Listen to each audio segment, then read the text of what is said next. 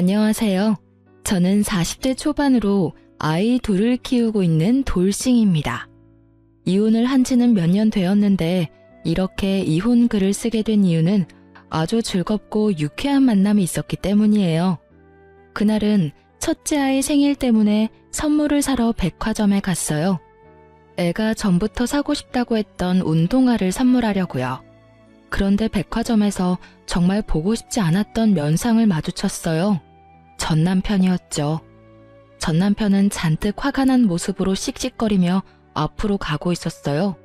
그리고 그 뒤를 따라가는 사람 하나가 있더라고요. 바로 남편의 상간녀였죠. 그런데 바로 알아보지는 못했어요.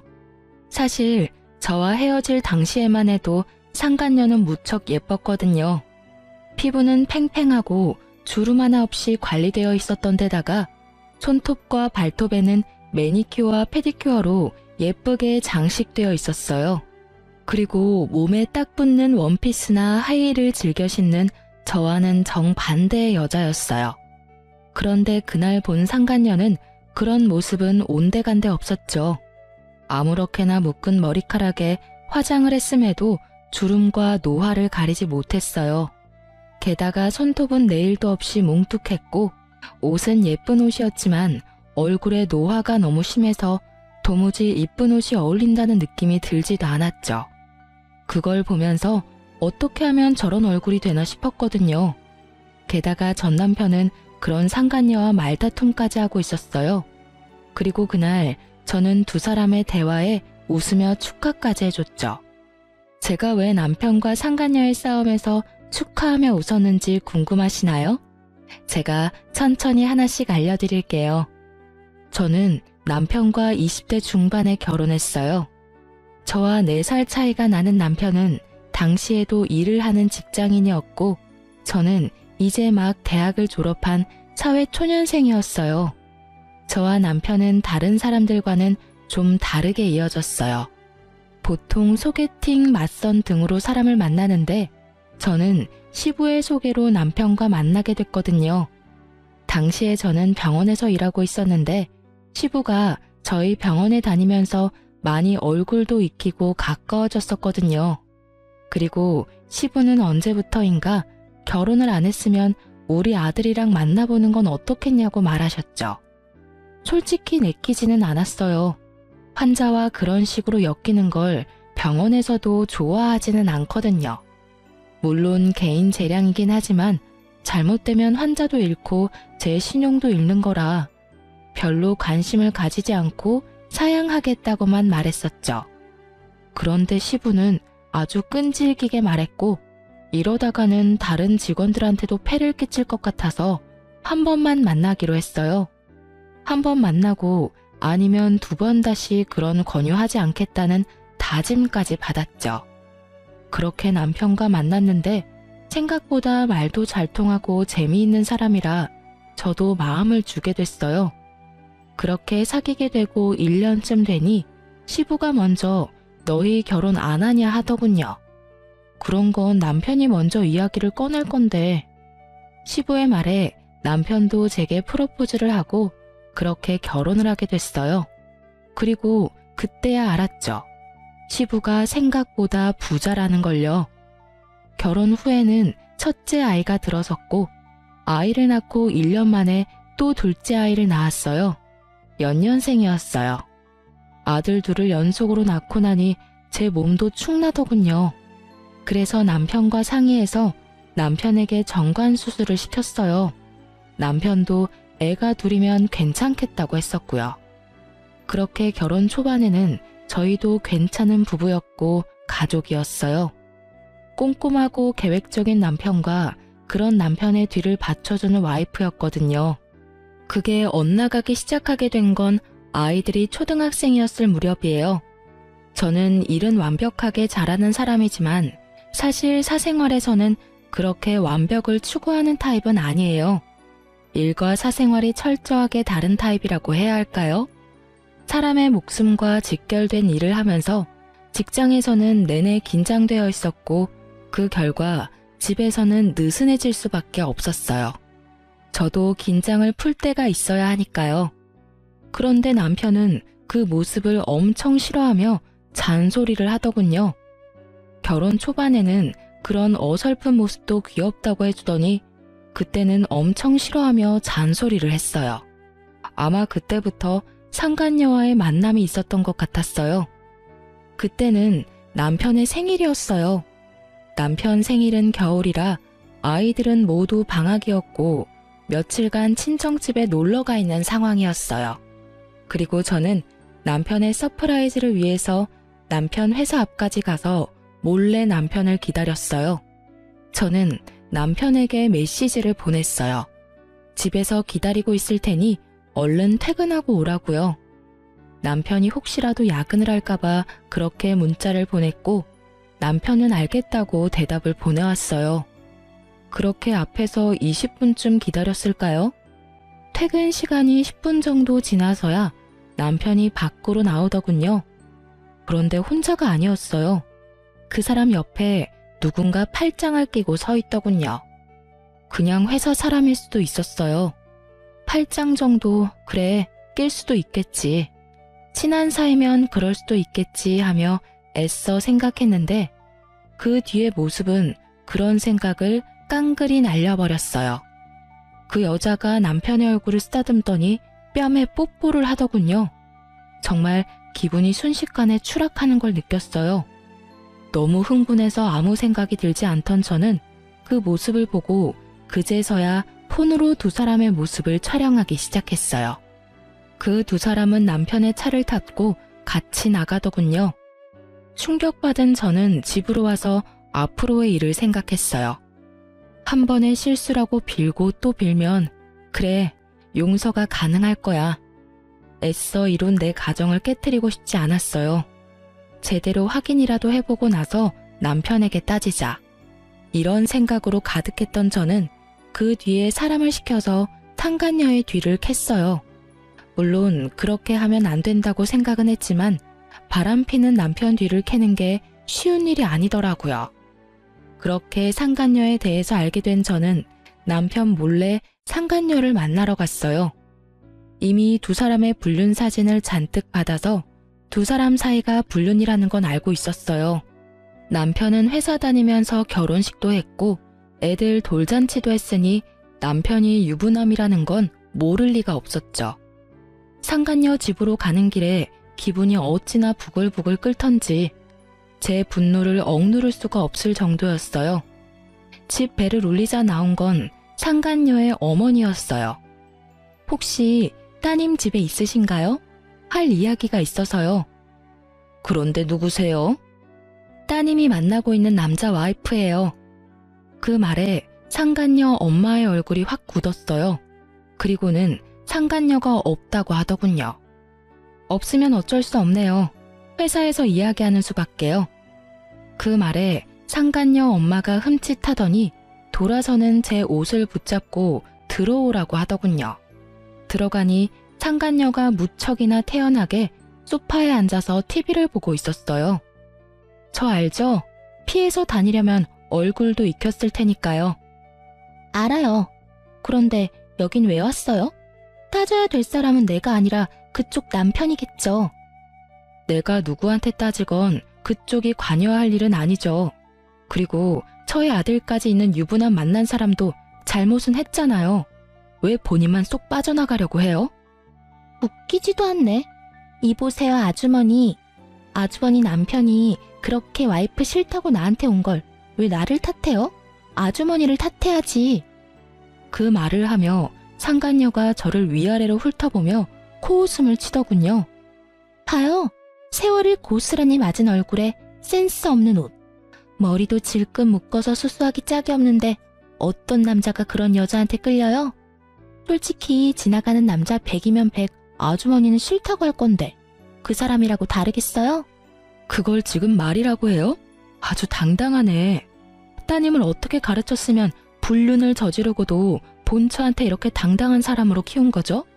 어머니라면 딸이 잘못된 길로 가려 한다면 말렸어야죠. 우리 애가 뭐가 잘못했어요? 아니, 막말로 우리 딸 혼자서 좋아서 불륜이 됐겠냐고. 그쪽 집 남편도 우리 딸 좋아하니까 그렇게 됐겠지. 그럼 당신이 남편 단속을 잘하던가. 남편 잡아두지도 못하면서 어디 와서 본처 행세야? 자기 모자란 건 생각도 않고 여기 와서 남의 딸한테 뭐라 하는 건지. 당신 여기 온 거 당신 남편이 알고 있어요? 가족들이 단체로 쓰레기네. 딸이 상간녀가 된 게 뭐가 잘못이냐고 할 정도면 그래, 상간녀 되고 싶으면 그렇게 해. 그런데 나 이혼 절대 안 해줄 거야. 둘이서 몰래 만나든 대놓고 만나든 알아서 해. 그런데 그거 알지? 내가 이혼 안 해주면 너는 행복한 상간녀 되는 거고 나는 불행하지만 권리는 다 가진 본처 되는 거야. 내 아들은 그 사람 호적에 들어가고 네 자식은 호적에도 못 올리는 혼외 자식이지. 그 사람은 아줌마랑 이혼하고 저랑 결혼하겠다고 했어요. 이혼하는 건 당신이라고. 나는 그 사람하고 정식으로 재혼할 거야. 그래, 언젠가는 그렇게 해. 근데 그렇게 되기 전까지는 넌 상간녀야. 그리고 그 사람이 욕구 푸는 도구고. 처음이라서 봐주려고 했는데 넌 정말 답이 없네. 저는 그렇게 말하고 일어섰어요. 두 사람이 말도 못하고 꿈뻑거리고 있더군요. 잘해봐 어디. 나는 절대로 손해보고는 안 뺏겨. 내가 여자로서 불리하긴 하지. 근데 법적으로는 내가 훨씬 유리하잖아. 안 그래? 그럼 상간녀 소송 걸 테니까 알아서 준비 잘하고 있어. 등기는 회사로 보낼 테니까. 그 말에 상간녀 얼굴이 완전 하얗게 질렸어요. 저는 그 얼굴 보며 비웃어주며 밖으로 나왔죠. 안에서 상간녀 소리 지르는 소리가 밖으로 퍼져나오는데 정말 너무 시원했어요. 그렇게 한탕하고 집에 오니 남편이 저를 기다리고 있더군요. 당신 나랑 이야기 좀 해. 설마 그 여자 집에 갔다 왔어? 당신이 거길 왜 가? 그 여자랑 아무 사이도 아니야. 당신이 그냥 민폐 끼친 거라고. 그 여자는 다르게 말하던데 누가 진짜를 말하는 거야? 그리고 당신 지금 나한테 그 여자 집에 왜 갔냐고 따질 때가 아니지.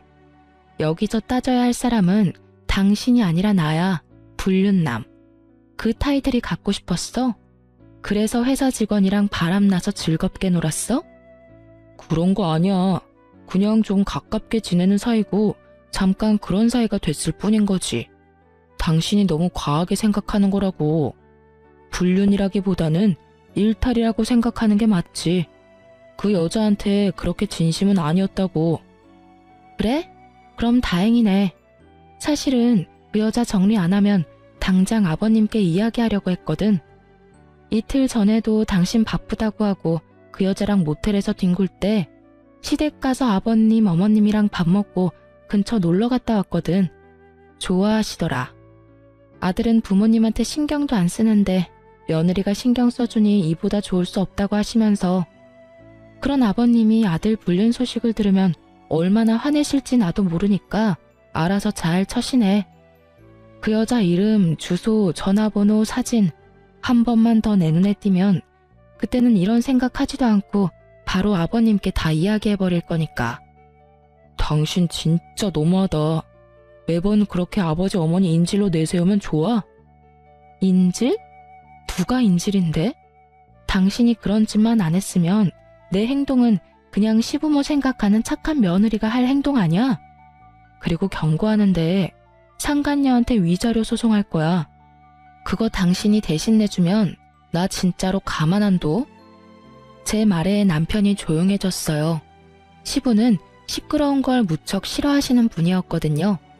물론 그보다 더 큰 이유는 우리 집 재정의 거의 대부분을 시부에게 의존하고 있다는 사실 때문에 남편은 시부를 거스를 수가 없는 거예요. 결국 남편은 상간녀를 정리하기로 했어요. 제가 보는 앞에서 두 사람은 헤어지기로 하고 각서를 쓰고 확답까지 받았어요. 그렇게 표면적으로는 평화가 찾아왔지만 남편은 여전히 저를 피하고 있었어요. 저도 남편에 대한 신뢰가 바닥나 버렸어요. 집안은 내내 아슬아슬하게 굴러갔어요. 그래도 가정은 지켜냈다는 생각은 들었어요. 그 이후로 저는 상간녀에게 위자료 소송을 걸었어요. 등기는 회사로 보냈죠. 그 등기에 회사에서 한바탕 난리가 났다고 하더라고요. 저야 신경 쓸 일 아니죠. 열어보지 않는 한 남편 이름이 나오는 것도 아니고 말이죠. 자폭해서 남편에게 달려가서 소리라도 친다면 더 속이 시원했을 텐데 그런 이야기가 나오지 않은 걸 보면 불륜남이 누구인지는 이야기 안 한 모양이에요. 결국 상간녀는 일을 그만뒀고 퇴사 후 퇴직금으로 제게 위자료를 줬어요. 그렇게 일이 일단락되는 듯 했는데 그 뒤로 남편의 행동이 수상하더군요.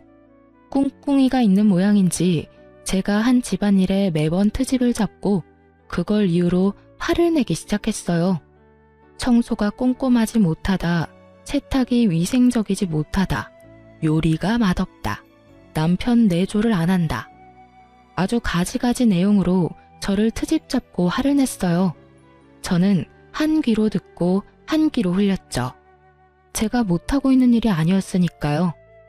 몇 년간의 부부 생활로 저도 어느 정도 집안일에 익숙해진 데다가 제가 못하는 부분은 한 달에 한 번 청소 도우미를 불러서 깔끔하게 정리까지 하는데 문제가 있을 리가 없었어요. 그런데도 남편은 무조건 트집을 잡아 문제를 만들기 시작했어요. 그리고 몇 달이 지나자 남편이 본심을 드러내더군요. 당신이랑 못 살겠어. 이혼해줘. 집안일이고 뭐고 다 내 마음에 안 든다고. 꼼꼼하지도 않고 깨끗하지도 않고 솔직히 이 집에 머물고 싶지도 않아. 구체적으로 어디가 어떻게 마음에 안 드는지 말해봐. 요리? 한식 자격증까지 따서 매일 다른 요리 해주는데 청소? 매일 청소기 돌리고 이틀에 한 번 걸레질하고 음식물 쓰레기도 매일 처리하는데 세탁? 흰 빨래, 검은 빨래, 속옷, 수건 다 따로 세탁하는데 어디가 문제인 건데? 셔츠에 바지까지 다 다림질을 해놓잖아. 그리고 한 달에 한 번 사람 불러서 대청소하고 어디가 문제냐고. 그러니까 내 마음에 안 든다고. 당신이 잘하고 못하고를 떠나서 이런 식으로 하는 거 마음에 안 든다고. 그냥 진짜 이유를 대. 당신 여전히 그 여자랑 정리 안 했잖아. 내가 모를 줄 알았어? 눈만 가리면 다 가리는 줄 알았지? 그 여자 퇴사하고 나가면 내가 모를 줄 알았어? 당신이 이상하게 트집 잡을 때 벌써 상간녀 뒷조사 다 했거든? 재미 잘 봤더라. 자식 새끼들 놔두고 젊은 년이랑 바람피니까 회춘하는 기분이디? 이혼? 이혼하고 싶으면 당신이 아버님한테 허락받아. 그러면 이혼해 줄 테니까. 그 여자가 그렇게 마음에 들면 데리고 와서 이야기하라고. 나 대신 그 여자가 더 젊고 예쁘고 능력 있어서 같이 살고 싶다고. 당신이 직접 아버님한테 말하라고. 그 정도도 못하는 거면 내가 이혼은 왜 해줘? 저는 이번에도 시부를 입에 올렸고 애석하게도 이번에는 남편에게 통하지 않았죠. 남편이 제 집안일을 트집 잡은 건 제게 흠을 만들어 어떻게든 잘 빠져나가 보려고 했던 거니까요. 그 흠을 시부에게 말하면 이혼을 허락받을 수 있다고 생각했던 것 같아요. 남편이 당당하게 말하더군요. 같이 시댁으로 가서 아버지한테 이야기하자고요. 너 진짜 후회 안 할 자신 있어? 이혼하고 그 여자랑 재혼하는 거 잘 생각해 보라고.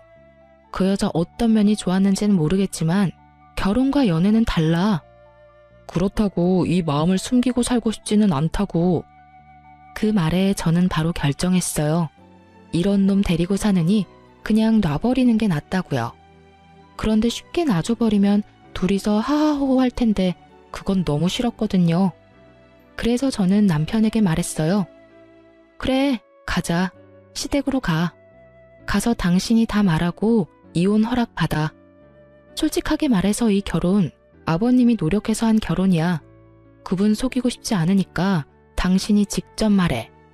결국 남편과 저는 시댁으로 향했어요. 시부는 아무것도 모른 채 갑자기 들른 아들 내외를 무척 반갑게 맞아주셨죠. 아이고, 우리 며느리 왔어? 자, 어여 이리 와서 앉아. 뭐 먹을래? 오늘 며느리 왔으니 그저께 만들어둔 식혜 먹을까? 그렇잖아도 너한테 주려고 만들어놨지. 아버님의 말씀이 끝나기가 무섭게 남편이 말을 꺼냈죠. 아버지, 드릴 말씀 있어요. 저 이혼하고 싶습니다.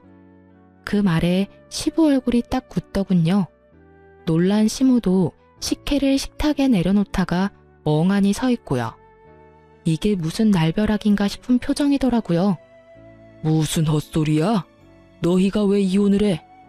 아버님, 이 사람 만나는 여자가 있어요. 벌써 오래됐어요. 1년은 넘었으니까요. 남은 여생은 그 사람이랑 함께 살고 싶다고 해요. 제가 하는 일들은 다 마음에 들지 않는다고 하니 제가 어찌할 도리가 없어요. 뭐? 여자? 너 이놈의 새끼, 너 며느리 놔두고 바람을 폈어? 이런 정신 나간 놈을 봤나? 아버지도 그 여자 보시면 마음에 드실 거예요. 와이프보다 착하고 예쁘고 뭐든 다 잘하는 여자예요. 솔직하게 말해서 이제 와이프한테는 마음이 생기질 않아요. 네가 애야? 결혼이 뭔지 모르고 결혼했어? 법적으로 부부가 되는 게 결혼이야. 그걸 일방적으로 망쳐놓고 네가 이혼을 이야기한다고? 답도 없는 놈. 그러니까 아버지, 한 번만 만나봐 주세요. 와이프보다 훨씬 나은 사람이고 아버지 마음에 들지도 모르잖아요. 나는 만나고 싶은 마음 없다. 그리고 이혼 이야기 나한테 꺼내지도 마.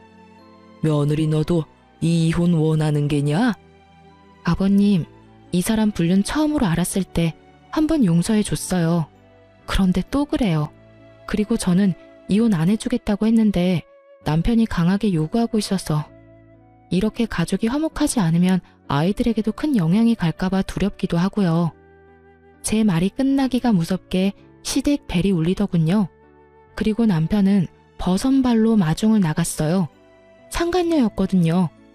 그리고 등장한 상간녀의 모습에 시부모님과 저는 말을 잃었어요.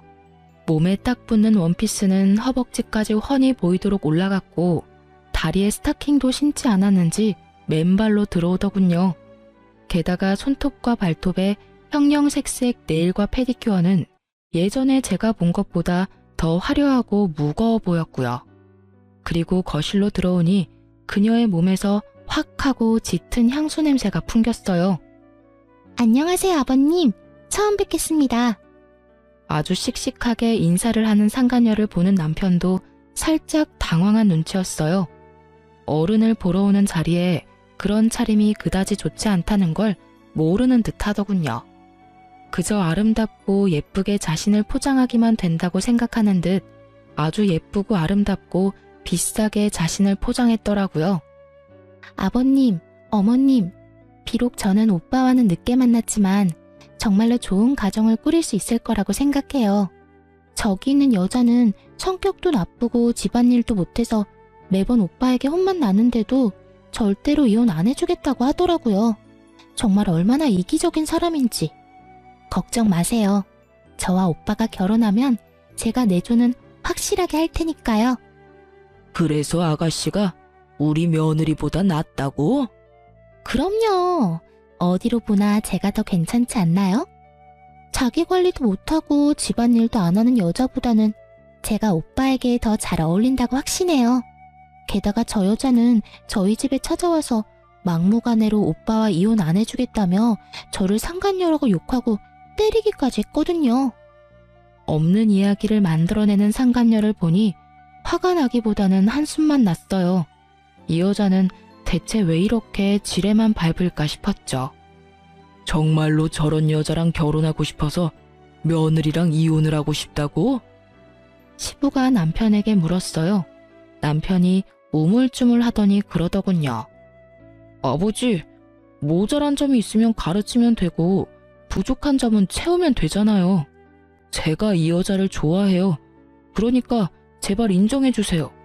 이혼 제발 허락해주세요. 그 말을 듣던 시부는 속이 타는지 식혜를 들고 입으로 가져갔어요. 그런데 한참을 마시지를 않고 있더니 갑자기 식혜를 남편과 상간녀에게 뿌려버리더라고요. 다들 갑작스러운 상황에 깜짝 놀랐어요. 이게 뭐야? 아버지, 왜 이러세요? 너 이제부터 우리 집 자식 아니다. 저런 근본도 없는 여자를 데려와서 뭐라고? 이혼을 허락해줘? 네가 정신이 나갔나 보구나. 그런 놈한테는 매가 답이지. 너한테 눈깔 있으면 좀 봐라. 저 여자 어디가 며느리보다 낫다고 말하는 거야? 그치만 아버지. 어른들 집에 오면서 피부는 훤히 드러내고는 냄새는 또 얼마나 나냐. 늙은 노인들 집에 오려니 냄새 날까봐 그리 팍팍 양념을 쳤어? 저런 모자란 여자를 우리 집 며느리로 받으라고? 내 눈에 흙이 들어와도 절대 안 돼. 우리 집안 내 대에서 망하는 꼴 보고 싶지 않으니 당장 나가. 네가 하는 말은 아무것도 안 들어줄 거다. 나가. 결국 남편과 상간녀에게는 축객령이 떨어졌고 함께 나가려던 저를 시부가 붙잡아서 같이 나가지는 못했어요. 못난 아들 때문에 미안하다. 내가 이러려고 너랑 아들을 결혼시킨 게 아닌데 많이 힘드냐? 내가 아들놈 두드려 패서라도 사람 만들어 놓을 테니까 그리 걱정 말아라. 아버님 마음도 알고 말씀도 너무 고맙지만 사람 마음이라는 게 간단히 돌아서는 게 아니잖아요. 저번에 외도 걸리고도 남편이 여전히 그 상간녀 만나는 거 보면 남편이 그 여자 많이 좋아하는 건 확실한 것 같아요. 그렇게 되면 제가 설 자리도 없어지는 건 맞고요. 좀 더 남편과 대화를 해보고 어떻게 할지 말씀드릴게요. 그렇게 말하는 저를 시모와 시부는 걱정과 미안함이 가득한 얼굴로 보더군요. 밖으로 나와 집으로 가려는데 갑자기 남편과 상간녀가 튀어나왔어요. 제가 나올 때까지 기다리고 있었던 모양이었어요. 당신 아버지랑 무슨 말 했어? 그걸 왜 나한테 물어? 아버님한테 직접 물어봐. 난 당신이랑 말도 섞고 싶지 않으니까. 미치겠네. 당신이 이혼을 해주면 될 일이잖아. 아버지 끌어들여서 뭘 어쩔 건데?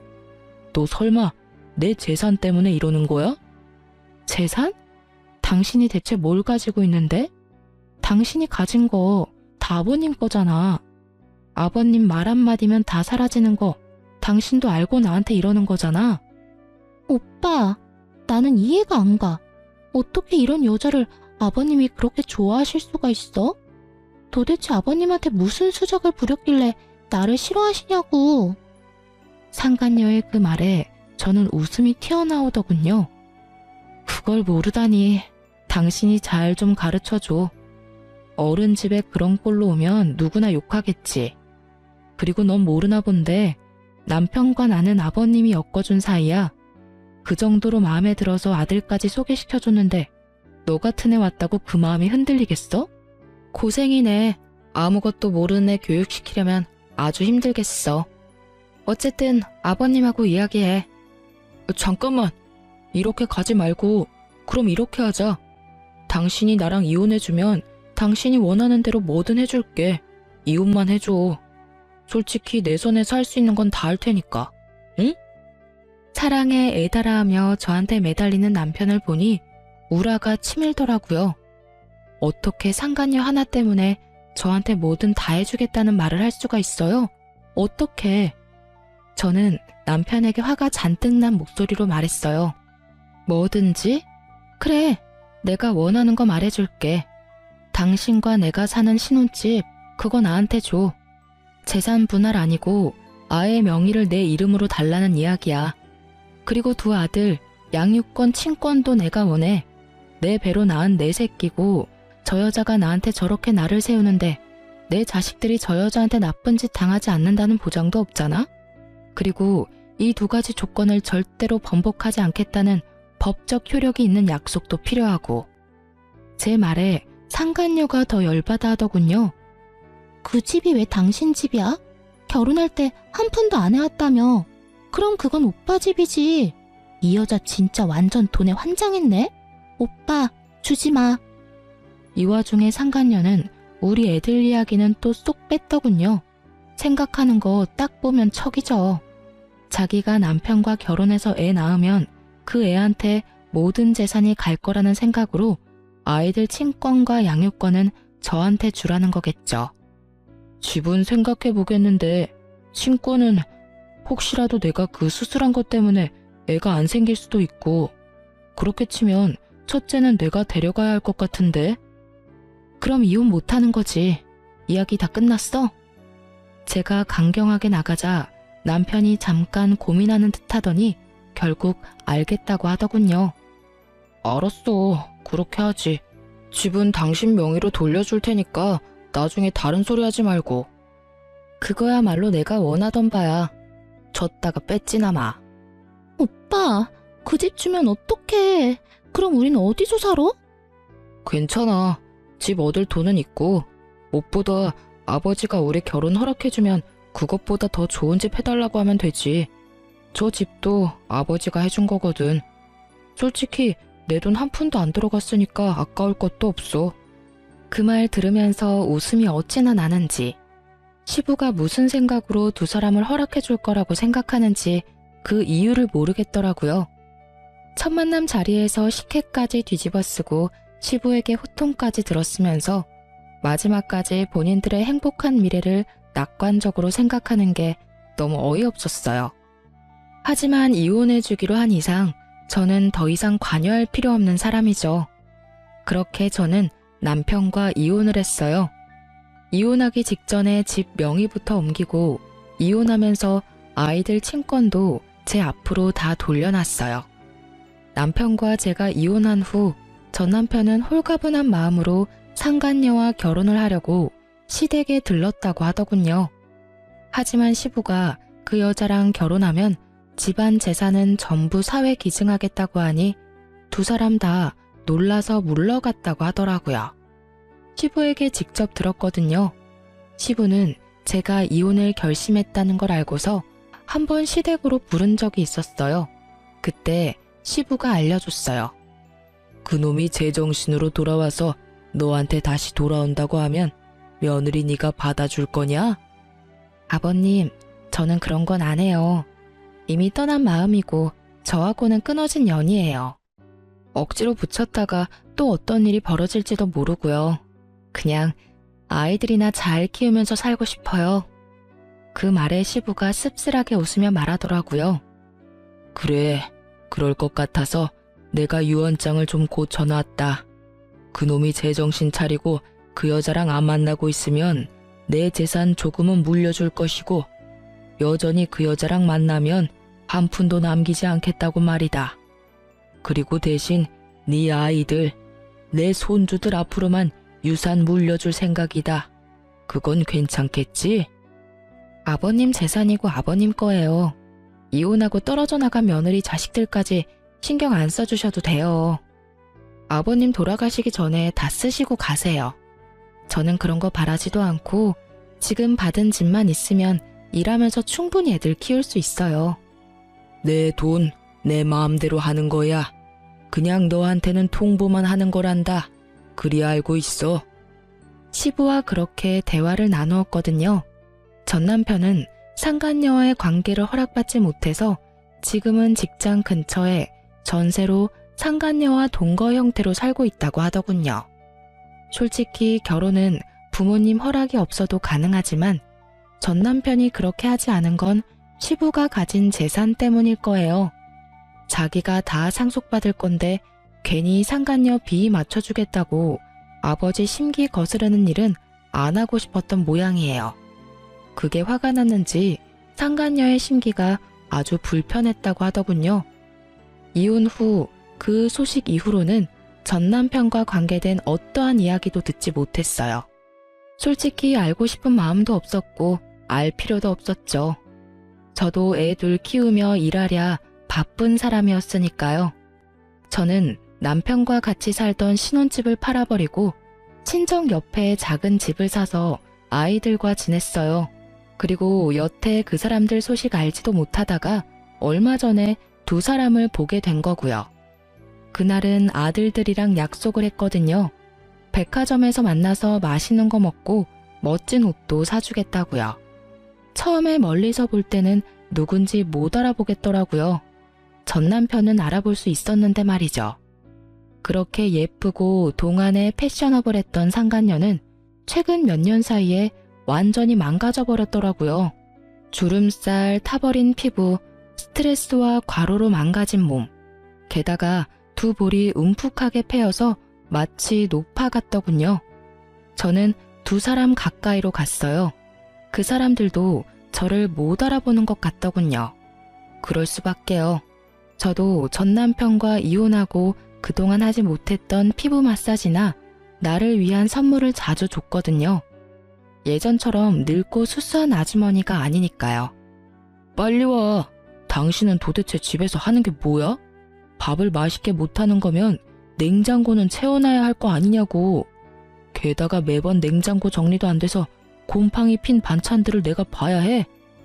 그치만 저도 일을 하잖아요. 항상 바쁜데 집안일까지 어떻게 하냐고요.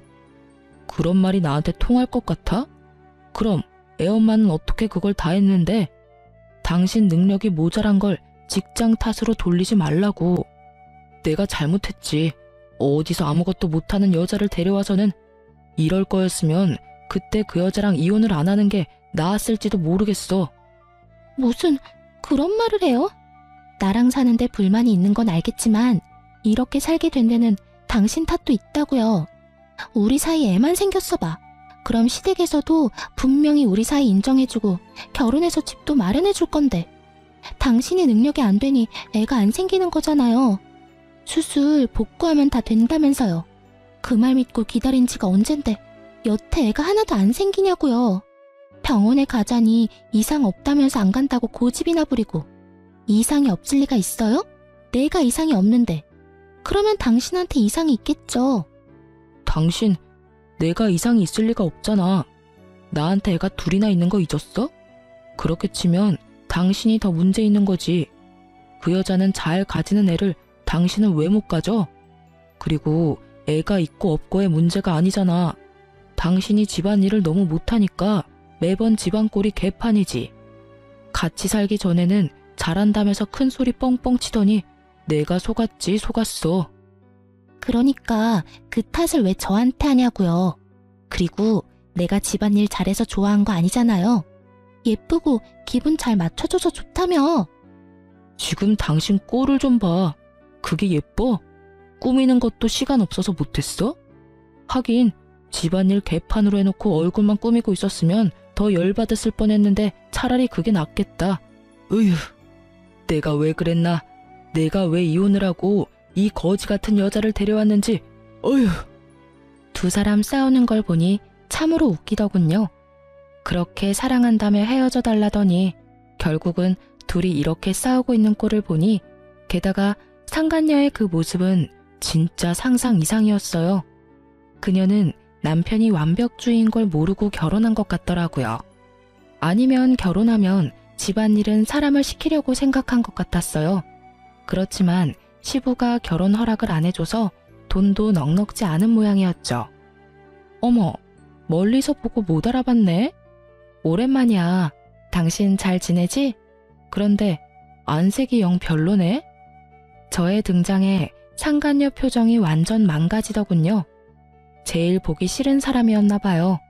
게다가 제가 예전처럼 수수한 느낌이 아니어서 그런지 자신의 옷을 연신 내려다보며 짜증을 내더군요. 전 남편은 깜짝 놀란 표정이었고요. 당신 몰라볼 뻔했어. 먼저 말 걸지 않았으면 당신인지도 몰랐을 거야. 그러게, 당신이랑 헤어지고 당신한테 쏟던 시간을 스스로한테 쏟다 보니 점점 좋아지더라고. 피부도 몸매도 옷 입는 것도. 두 사람은 쇼핑하러 왔나 봐. 보기 좋네. 부부 둘이서 오붓하게 쇼핑도 하고. 제가 그렇게 말하자 상간녀가 냉큼 전 남편 팔짱을 끼더군요. 두 사람이 싸우는 걸 제가 다 본 것도 모르고 자존심을 세우려고 부단히 노력하더군요. 네, 저희 자주 이렇게 나와요. 그러는 그쪽은 아직도 혼자인가 보네요. 하긴 당신처럼 수수하고 못생긴 여자한테 끌리는 남자는 없겠죠. 그래, 당신 말이 맞아. 그래서 아직 혼자 살아. 뭐 장난으로 결혼하자 사귀자 하는 사람들은 있지만 난 이혼한 사람이고 굳이 다시 그런 길은 가고 싶지 않아서 다 피하고 있는 상황이고. 두 사람은 결혼했어? 그때는 어른들이 반대하신 것 같던데. 그건... 상간녀도 전 남편도 뭐라 말을 못하더라고요. 아직도 결혼은 못했나 보네. 내가 이혼까지 해줬는데 참 아쉬워. 당신도 요령이 없어. 그러다가 아버님이 재산을 당신한테 안 주면 어쩌려고. 차라리 다른 사람을 옆에 두는 게 낫지 않아? 그 말에 상간녀가 발끈하더군요. 미쳤나봐. 이 여자가 지금 무슨 소리 하는 거야? 이 남자는 이제 내 남자야. 당신이 이래라 저래라 할 수 있는 남자가 아니라고. 이래라 저래라 한 적 없는데? 나는 그냥 걱정돼서 한마디 한 거야. 그리고 너도 참 웃겨. 저 남자가 왜 네 남자야? 너 저 사람이랑 무슨 관계야? 애인이지? 와이프는 아니잖아. 하긴 그런 관념이 좀 희박한 사람이긴 했지. 남의 남자 꼬셔서 데려가서는 별 볼 일 없는 남자로 만들어버렸으니까. 그것도 재주라면 재주고. 근데 지금은 그 예쁜 얼굴은 다 어디 가고. 세상에, 이렇게 늙어버렸어? 어쩌다 이렇게 됐어? 평생 예쁠 것처럼 굴더니. 애인이라도 당신은 전처잖아. 관계가 없는 거면 당신이 더 없지. 그러니까 할 수 있는 말이지. 당신 나랑 헤어지고 저 여자랑 살아보니 좋아? 얼굴색이라도 좋아 보였으면 이런 이야기 안 했을 텐데 너무 건강이 좋지 않아 보여서 그런 말 한 거야. 하긴 당신은 내가 하는 집안일들도 그다지 좋게 보지는 않았으니까. 집안일은 익숙치 않아도 예쁜 여자랑 살아서 좋을 거야. 그치? 전 남편은 뭐라 말도 못하고 한숨만 푹푹 내쉬고 상간녀는 저를 향해 한껏 적대심을 드러내며 소리 지르더군요. 이 여자가 무슨 소리 하는 거야? 우리 이제 곧 결혼할 거야. 아버님만 허락해주면 지금 당장이라도 결혼할 거라고. 그러니까 아버님을 어떻게 설득할 건데? 여태까지 결혼 허락도 못 받은 주제에 내가 모를 줄 알았어? 너 시댁 갈 때마다 퇴짜 맞는다며? 그래도 안 떨어져 나가는 거 보면 두 사람 사랑 진짜 대단하다, 그치? 두 사람 다 그런 몰골로 돌아다녀도 좋을 만큼 사랑하는 거면 됐어. 당신 그만해. 너도 그만하고. 둘 다 사람 많은 데서 큰 소리 내서 싸우지 마. 싸우긴 누가 싸워?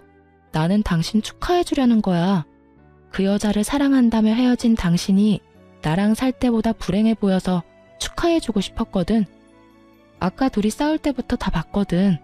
두 사람이 행복하게 잘 살았으면 축하해줄 생각도 없었을 텐데 두 사람이 불행해 보이니까 도리어 축하해주고 싶은 마음이 드는 거 있지? 다른 사람 불행하게 만들고 너희들끼리 재미 보면 내 마음이 어땠겠어? 그런데 둘이 이렇게 나쁜 걸 보고 나니 마음이 한결 편해지고 이제야 두 사람 인정해주고 싶은 마음이 들어서 두 사람 함께 살고 있는 거 축하해. 그런데 찐사랑은 찐사랑이네.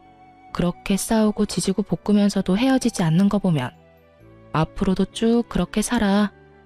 저는 그렇게 축하해주고 백화점으로 총총총 걸어갔어요.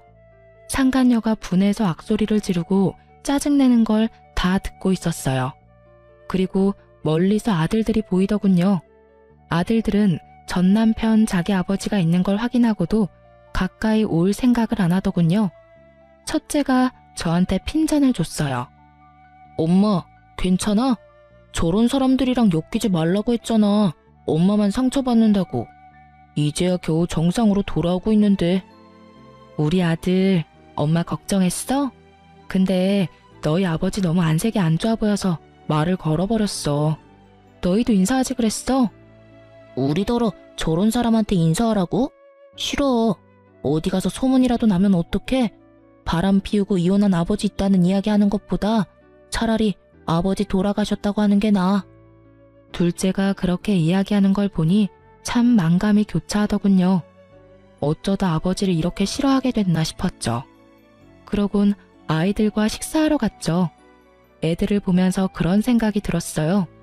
부모가 아이들에게 인정받지 못하는 게 가장 비참한 거 아닌가 하고요. 본인은 그런 걸 모르고 있겠지만 그 뒤로 전 남편에게 전화가 간간히 왔지만 다 무시했어요. 어떤 이야기이든 저한테 도움되는 일은 아닐 테고 이렇게 이혼한 마당에 안부 인사하러 전화하지는 않을 테니 말이죠.